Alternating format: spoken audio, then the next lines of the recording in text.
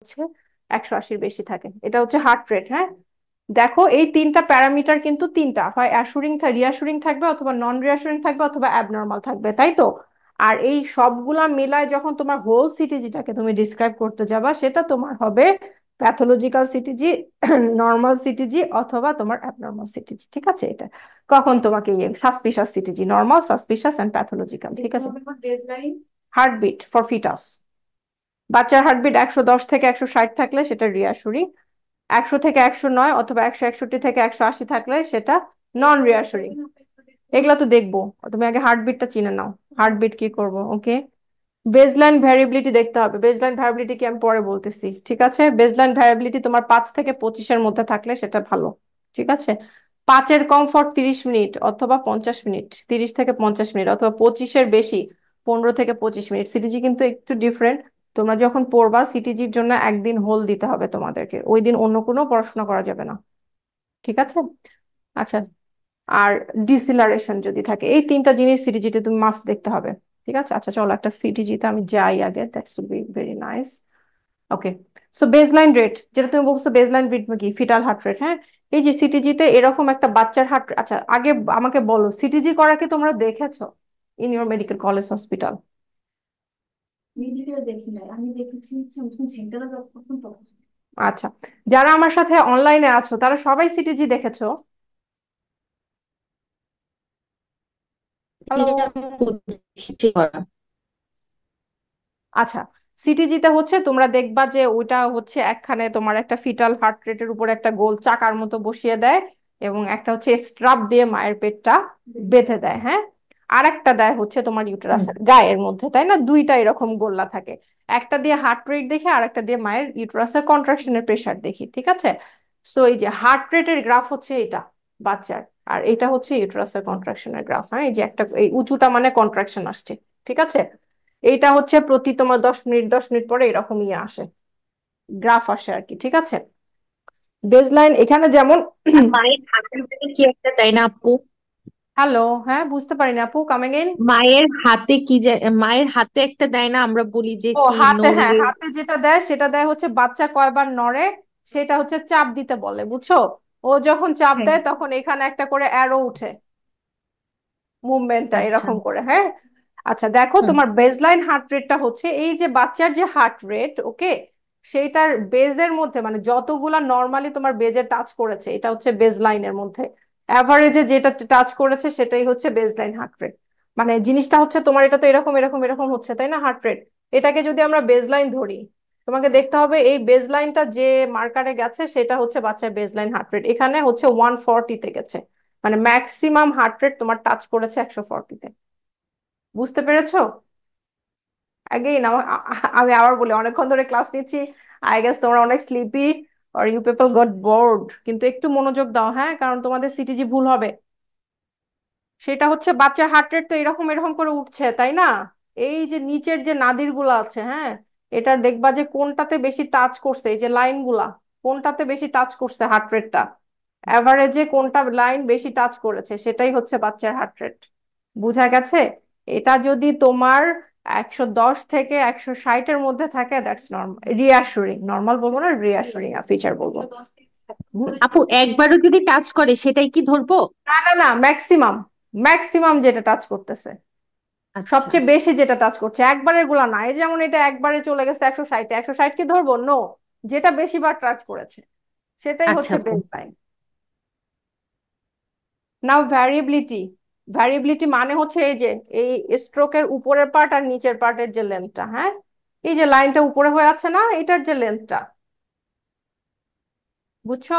এই যে এতটুকু, না না, অ্যাভারেজে কতটুকু, অ্যাভারেজে কতটুকু আসতেছে, বুঝছো? একটা না, সবচেয়ে বড়টা না। যদি তোমার অ্যাভারেজে মানে একটা তো বেশি থাকতেই পারে, ওটা একটাকে আমরা ধরবো না, ম্যাক্সিমাম গুলা যেটা সেটা। না, হার্ট রেটের মতো হইলো কিন্তু অনেকটা তো ইসিজির মতো, এটা তো একটা সিটিজি, নাম তো গ্রাফ, তাই না? গ্রাফ তো গ্রাফের মতো হবেই, বাট একটু আলাদা আছে। হ্যাঁ, যদি তোমার দেখো এই এই এই যে লেন্থটা 5-এর বেশি হয়, হ্যাঁ, 5 থেকে 25 পর্যন্ত আসলে আমাদের নর্মাল, 5-এর কম হইলেও ভেজাল, 25-এর বেশি হইলেও ভেজাল। 5 থেকে 25 রেঞ্জের মধ্যে থাকতে হবে। কিন্তু একটা তোমার 25 হলে সেটা নিয়ে মাথা ঘামাবো না, একটা তো ওর একটু বেশি হইতেই পারে। কিন্তু ম্যাক্সিমাম বাচ্চার হার্টবিট কিন্তু খুবই ফাস্ট। ম্যাক্সিমামে যদি তোমার ভ্যারিয়েশন না থাকে তাহলে তখন বুঝতে হবে যে বাচ্চা ডিস্ট্রেসে আছে। হ্যাঁ, এটা তো তুমি নিচে এটা পড়বা। নন রিঅ্যাসুরিংটা দেখো, যদি 5-এর কম থাকে, এখানে বলছে তোমার 40 থেকে 90, বাট আমাদের যে গাইডলাইন, যেটা হচ্ছে নাইস গাইডলাইন থেকে এটা নেয়া, সেটাতে তোমার থাকতে হবে 5-এর কম 30 থেকে 50 মিনিট, অথবা 25-এর বেশি 15 থেকে 25 মিনিট। যদি এরকম সাস্টেইন করে বেসলাইন ভ্যারিয়েবিলিটি, তখন তোমাকে বুঝতে হবে যে বাচ্চার সিটিজির মধ্যে নন রিঅ্যাসুরিং ফিচার মানে খারাপ হয়ে যাচ্ছে। হ্যাঁ, বেসলাইন ভ্যারিয়েবিলিটি দেখছো?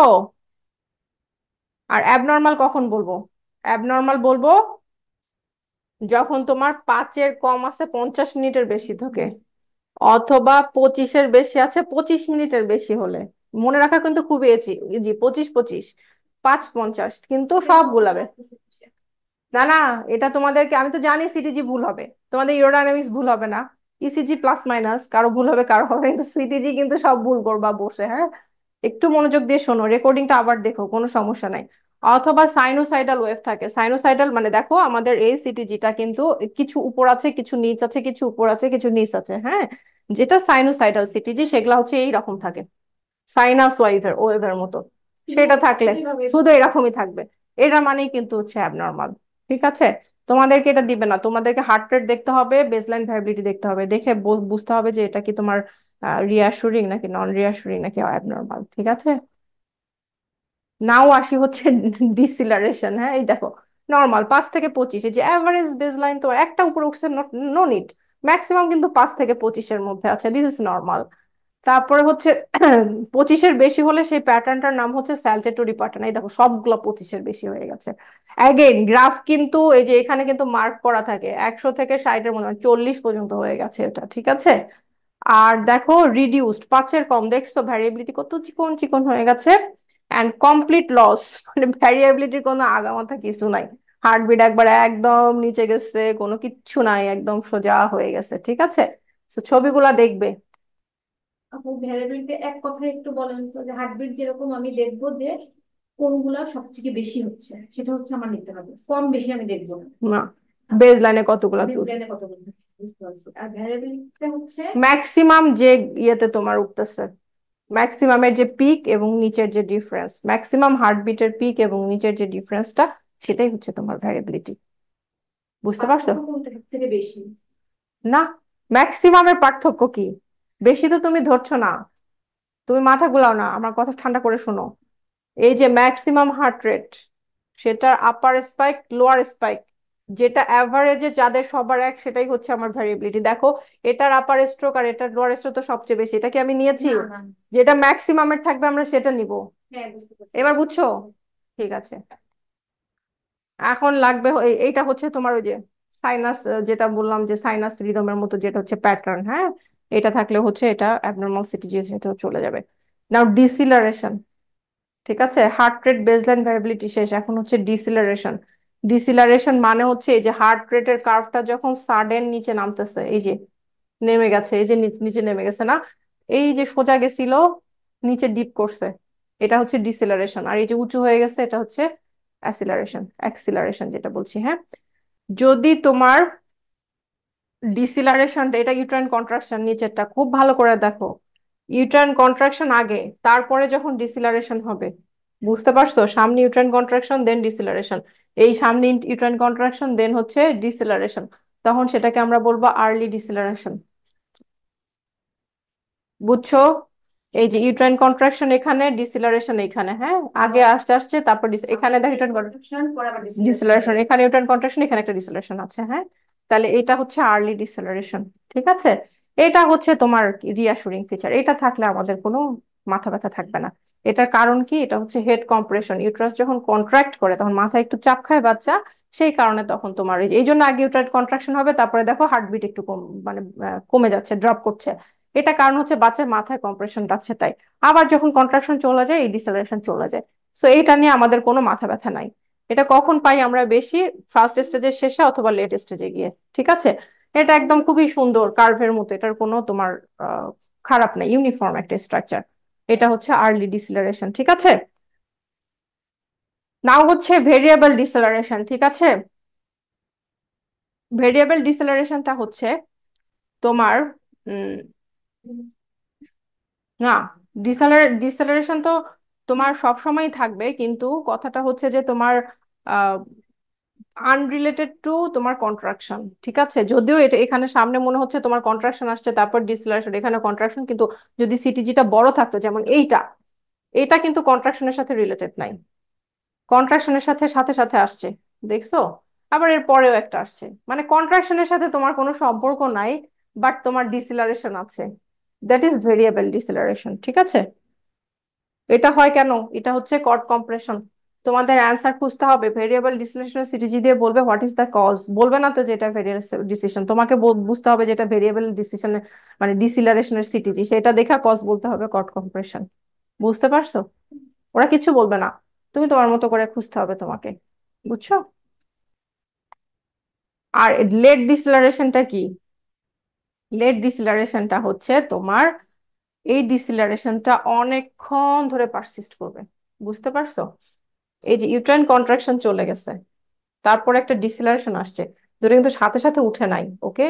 দেখবা অনেকক্ষণ ধরে পারসিস্ট করছে, মানে ওর কম্প্রেশন শেষ হয়ে যাওয়ার পরেও হার্ট রেটটা ওর ঠিক হচ্ছে না। নর্মাল কি ছিল, কম্প্রেশন শেষ ও আবার নর্মালি চলে যাবে, একটু ডিপ হচ্ছে বাট আবার ঠিক হয়ে যাবে, তো এটাতে ওর ঠিক হচ্ছে না, দিস ইজ সাস্টেইনড একটা ডিসিলারেশন হয়ে গেছে, হ্যাঁ? সেটা হচ্ছে লেট ডিসিলারেশন, এটা খারাপ, দিস ইজ প্যাথোলজিক্যাল, মানে কন্ট্রাকশনের সাথে এটা রিলেটেড না, তারপরে বাচ্চা হার্টবিট ড্রপ করেছে, ঠিক আছে? আগেই আসি আমাদের সিটিজির যে প্যারামিটার গুলা, আবার তোমাদেরকে পড়ানোর জন্য আমি আমি জানি তোমরা ওই ইয়ে দেখে তোমাদের মনে নাই, এই জন্য আমি আবার দিয়েছি, হ্যাঁ? এটা হচ্ছে যখন 160 থেকে 100, মানে এটা হার্ট রেট, হ্যাঁ, প্যারামিটার হচ্ছে হার্ট রেট, 110 থেকে 160 দ্যাট ইজ রিয়াসুরিং, 100 থেকে 109 এবং 161 থেকে 180 হলে নন রিয়াসুরিং, এবং 100-র কম, 180-র বেশি দ্যাট ইজ অ্যাবনর্মাল। এই চার্ট লিখে লিখে মুখস্থ করবা। ভেরিয়েবিলিটি, ঠিক আছে, 5 থেকে 25 রিয়াসুরিং, তোমার 5 মিনিট, 5-এর কম থাকতেছে 30 থেকে 50 মিনিটে, আবার 25-এর বেশি থাকতেছে 15 থেকে 25 মিনিট, দ্যাট ইজ নন রিয়াসুরিং। আবার এখানে দেখো 5 50-এর বেশি আর 25 25-এর বেশি, ঠিক আছে, দেন এটা হচ্ছে অ্যাবনর্মাল, ঠিক আছে? ভেরিয়েবল ডিসেলারেশন, আমরা আর্লি ডিসেলারেশন নিয়ে কোনো মাথা ঘামাবো না, আর্লি ডিসেলারেশন ইজ নর্মাল। ওই যে দেখালাম তোমাকে, ওয়েভের মতো থাকবে, দ্যাট ইজ সাইনোসয়েডাল, ওই এই যে ও আচ্ছা কোনো আচ্ছা। অ্যাসিলারেশন ডিসেলারেশন কিছুই নাই, সাইন ওয়েভের মতো, ওকে? ওকে। এটা কখনো কম হলেও অসুবিধা, বেশি হলেও অসুবিধা। হুম। 25-এর কম হলে বেশি হলে না, তোমার প্যাটার্ন এরকম থাকলে তো কি, তুমি তো বুঝতেই পারতেছো না। যদি একটা সিটিজি যদি তোমরা পেপার দেখে থাকবা, ওটা দেখবা যে একদম এরকম এরকম এরকম এরকম হচ্ছে, আবার এরকম এরকম এরকম এরকম হচ্ছে, কিন্তু এইটা নিয়ে শুধু এরকম এরকম এরকম হয়ে গেছে, দেখলেই তো তোমার তো তখন আর ভেরিয়েবল দেখারই দরকার নাই, দেখেই তো তুমি বুঝবে এটা সাইনোসয়েডাল, আর কিছুই তোমার গণার দরকার নাই, সাথে সাথে প্যাথোলজিতে চলে যাবা, দিস ইজ প্যাথোলজিক্যাল, ওটা তো তোমার জন্য আরো ইজি। সবসময় খেয়াল রাখবা, যত কম অ্যাবনর্মালিটি তত ভেজাল বেশি, যত বেশি অ্যাবনর্মালিটি তত ডায়াগনোসিস করা সোজা, ডিসিশন নেওয়া সোজা। অ্যাবনর্মাল, আমি সিজার করবো, কাজ শেষ, কিন্তু এখন কি করব, এটা আসছে আর কতক্ষণ ওয়েট করবো, আবার কি করব, যত কম অ্যাবনর্মালিটি তত মাথা খারাপ, বুঝছো? বরং অ্যাবনর্মালিটি বেশি থাকাই ভালো, তাড়াতাড়ি ডিসিশন নেওয়া যায়, বুঝছো? আচ্ছা, নাও হচ্ছে ভেরিয়েবল ডিসেলারেশন নিয়ে যেটা বলছিলাম, এখানে একটা কথা আমি বলছি কনসার্নিং ক্যারেক্টারিস্টিক্স, তোমাদের কনসার্নিং ক্যারেক্টারিস্টিক্স শিখতে হবে না, এটা পার্ট 2 এর জন্য, এটা ওদেরকে শিখাবো আমি, হ্যাঁ? তুমি শুধু দেখবা ভেরিয়েবল ডিসেলারেশনটা যদি 90, মানে একটা সিটিজি কিন্তু আমরা 20 মিনিটের বানাই অ্যাভারেজে, হ্যাঁ? কিন্তু যখন ওখানে আমরা ভেরিয়েবল ডিসেলারেশন দেখি অথবা তোমার এই যে একদম লেট ডিসেলারেশন দেখি, তখন কিন্তু ওটাকে আমরা আরেকটু, ওদের দেশে ওরা আরেকটু বাড়ায় করে, হ্যাঁ? যদি ওরা দেখে যে ভেরিয়েবল ডিসেলারেশনটা 90 মিনিটের কম আছে, মানে 90 মিনিট পরে সেটা ঠিক হয়ে গেছে আবার, হ্যাঁ, তখন সেটা হচ্ছে রিয়াসুরিং, ঠিক আছে? আর যদি দেখে যে না 90 মিনিট এবং তার বেশি সময় ধরে আছে, তার মানে হচ্ছে নন রিয়াসুরিং। 90 মিনিট মানে কি, 1.5 ঘন্টা, অনেক সময় কিন্তু আওয়ারে দিয়ে দিবে, পরে আবার তখন হারায় যেও না, ঠিক আছে? ওরা কিন্তু হেভি চালাক, ওদের তোমাদের সাথে গেম খেলবে, মেন্টাল গেম, তোমাদেরকে প্রিপেয়ার্ড থাকতে হবে ওদের কোশ্চেন আনসার দেওয়ার জন্য, হ্যাঁ? আর যখন দেখো 90, মানে 1.5 ঘন্টার কম থাকলেই তুমি রিয়াসুরিং, কিন্তু বলে দেয় যদি 90 মিনিট, তখনই কিন্তু তোমার নন রিয়াসুরিং এ চলে যাবে। তার মানে 89.59 সেকেন্ড পর্যন্ত তোমার এটা রিঅ্যাসুরিং এ চলে যাচ্ছে। যেই মুহূর্তে 90 মিনিটে ঘড়ির কাঁটা পড়ছে, 1 সেকেন্ডের জন্য হইলেও ওটা তোমার নির্ণয়। কেন বলছি, এই কাট অফ ভ্যালু গুলা দিয়ে কিন্তু তোমাদেরকে খুব কনফিউশনে ফেলবে। কলেজের কাজই হচ্ছে কনফিউশন করানো, এই জন্য তোমাদের conception should be very clear. Okay, concerning characteristics বাদ দাও, ঠিক আছে। যদি আমার দেখতে পাচ্ছ যে কন্ট্রাকশন এবং টাইম, কন্ট্রাকশন মানে ইউটেরাইন কন্ট্রাকশন, ঠিক আছে। আমরা কি জানি, ভেরিয়েবল ডিসিলারেশনের সাথে ইউটেরাইন কন্ট্রাকশনের কোনো সম্পর্ক নাই। ওর মতো, এ ওর মতো। কিন্তু যদি দেখা যাচ্ছে যে তোমার এই কন্ট্রাকশনটা ইউটেরাইন কন্ট্রাকশনের সাথে এবং টাইমের সাথে, মানে কন্ট্রাকশন তো নিচে তাই না, আর এখানে তোমার ভ্যারিয়েবল থাকতে হচ্ছে তাই তো। যদি এই কন্ট্রাকশনের 50% পর্যন্ত ভ্যারিয়েবল থাকতেছে, প্লাস যেটা 30 মিনিটের বেশি, দেন নন রিঅ্যাসুরিং। আবার 50%-এর বেশি কিন্তু 30 মিনিটের কম। বুঝো, এখানে এখানে কিন্তু 50 পর্যন্ত টাইম বেশি, এখানে 50-এর বেশি টাইম কম। দুটো যাই থাকুক, নন রিঅ্যাসুরিং, ঠিক আছে। কিন্তু যদি দেখো যে কন্ট্রাকশনের সাথে 50%-এরও বেশি 30 মিনিটের বেশি ধরে থাকতেছে, দেন এটা হচ্ছে অ্যাবনর্মাল। এই কনসার্নিং ক্যারেক্টারিস্টিক্সটা, হ্যাঁ, এই চার্ট তোমাকে খুব ভালো করে পড়তে হবে, মাথা ঠান্ডা করে পড়তে হবে। যেদিন তোমরা ইসিজি পড়বা, বেটার একটা ফ্রাইডে হোক, যেদিন তোমাদের ডিউটি না থাকুক সেদিন পড়বা, হ্যাঁ।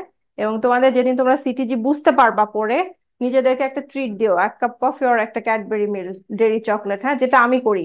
যখন আমার খুব কঠিন একটা চ্যাপ্টার পড়তে থাকে, সেটা যদি আমি শেষ করতে পারি, I give reward to myself যে হ্যাঁ, এটা আমি শেষ করছি, যেদিন আমি সিটিজি ফাইনালি পড়েছিলাম। ওকে, সো তোমরা সিটিজি যেদিন পড়বা সেদিন মাথায় কোনো কাজ রাখবা না, ঠিক আছে। সেদিন ঠান্ডা মাথায় এটা পড়বা। অ্যান্ড লেট ডিসেলারেশন, লেট ডিসেলারেশন তো অলওয়েজ খারাপ, আমরা বুঝতে পারতেছি যে এটা হচ্ছে সবচেয়ে খারাপ।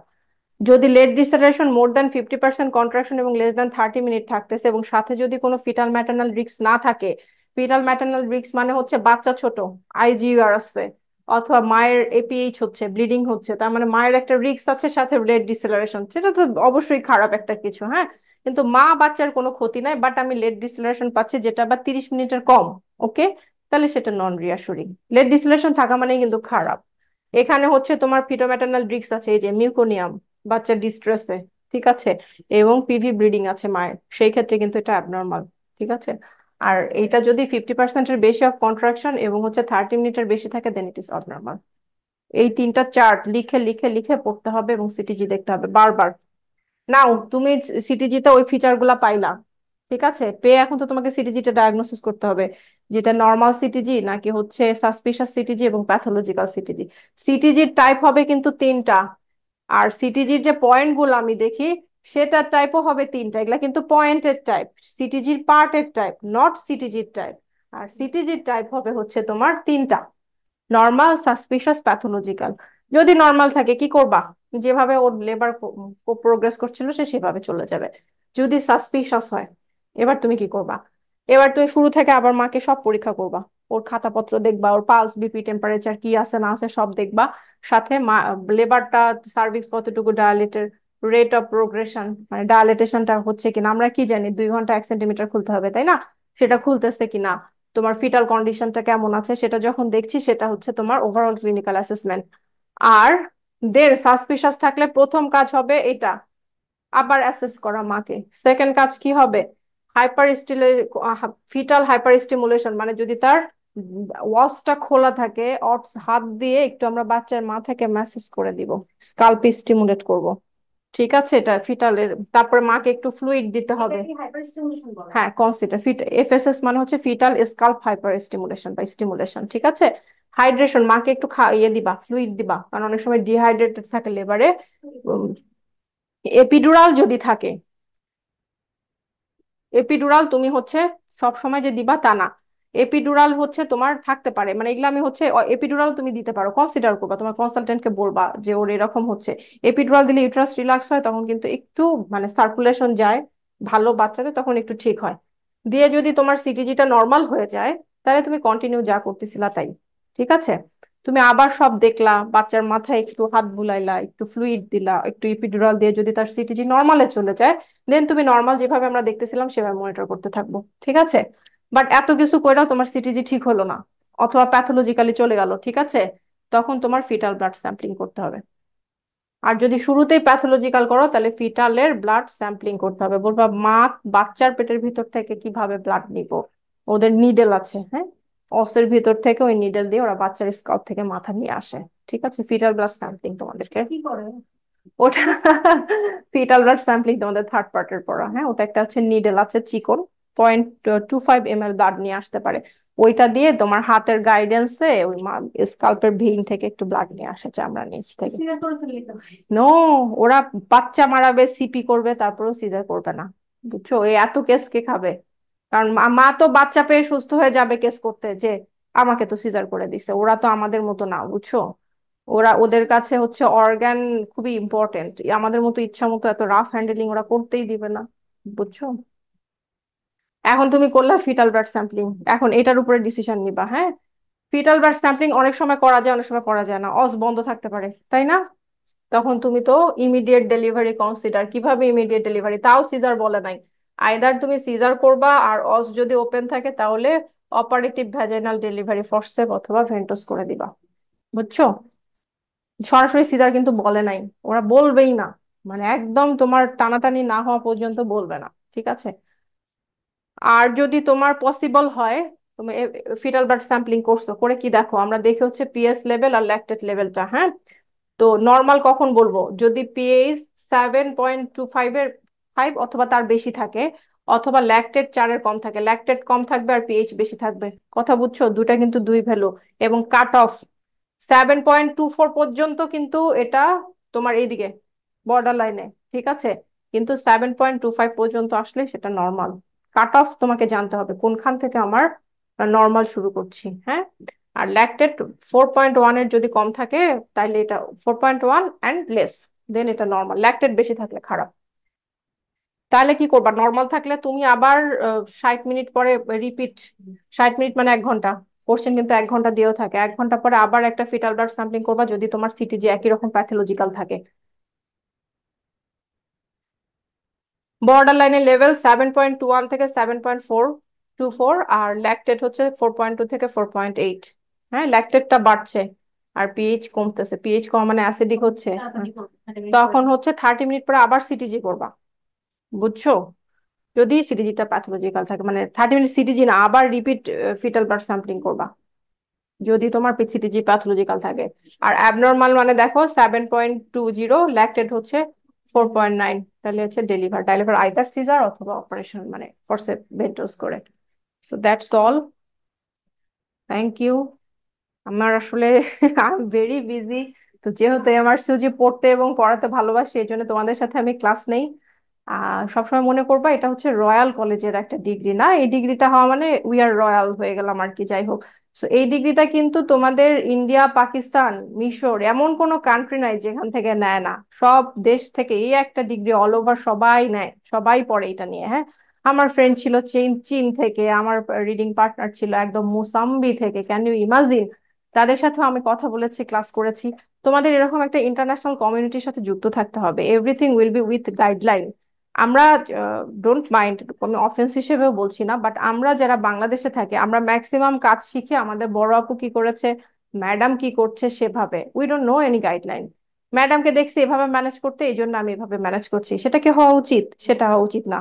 ওদের দেশে তো ওরা কোনো ম্যাডাম ফ্যাডাম কিচ্ছু মানে না, ওরা মানে হচ্ছে গাইডলাইন। গাইডলাইন তোমাকে প্যারামিটার দিয়ে দিয়েছে, তুমি সেটা করবা, তোমার কাউকে লাগবে না। সো সেম জিনিস তো তোমাকে শিখতে হবে, ম্যাডামরা কি রেফারেন্স, সিনিয়র আপুরা কি রেফারেন্স? নো, তারা রেফারেন্স না, তোমার গাইডলাইন হচ্ছে রেফারেন্স, বই হচ্ছে তোমার রেফারেন্স, ঠিক আছে। সো সঠিক গাইনি চিকিৎসা কি বা অবস্ট্রেটিক চিকিৎসা কি এটা জানার জন্য আমি মনে করি হচ্ছে তোমাদের এমআরসিওজিটা দেওয়া উচিত এবং এটা কমপ্লিট হওয়া উচিত, হ্যাঁ।